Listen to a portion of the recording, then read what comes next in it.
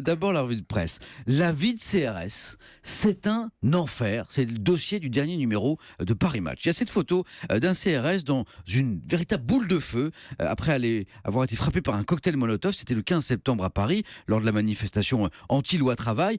Il y a ce témoignage aussi, assez poignant, d'un CRS, sa tristesse. Le lendemain de Charlie, dans la rue, les gens nous félicitaient. Bravo les gars, c'est bien ce que vous faites. Merci d'être là. Nous étions des héros, nous nous sentions fiers, utiles. Et puis là, tu te dis qu'une partie de la population avait enfin compris qu'on servait à quelque chose. Mais ça n'a pas duré. Aujourd'hui, les anti-flics ont repris du service avec leur haine dans les manifs. 1 an et demi après Charlie, le slogan « Tout le monde déteste la police » est devenu un classique des rassemblements. Les dérapages des CRS sont pointés du doigt. Eux, ils rappellent que dans ce climat sécuritaire, ils sont en première ligne et que depuis 6 mois, 620 policiers et gendarmes ont été blessés. Face aux faits religieux, comment s'en tirent les entreprises ?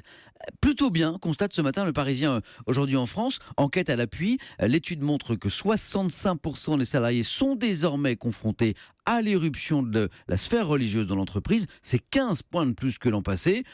Un voile, une croix, une kippa qui débarque au bureau, une pile de demandes de RTT pour l'Aïd ou pour le lundi de Pentecôte, un refus de travailler avec des salariés femmes, des prières dans les vestiaires. Et globalement, je vous le disais, ça se passe plutôt bien. Il n'y a que dans 9% des cas que le fait religieux est considéré comme conflictuel. Tout se règle au cas par cas, dans le dialogue, en souplesse. D'où ce constat du Parisien. L'entreprise, cette communauté humaine à échelle réduite, semble plus douée que la République pour réguler la cohabitation des religions.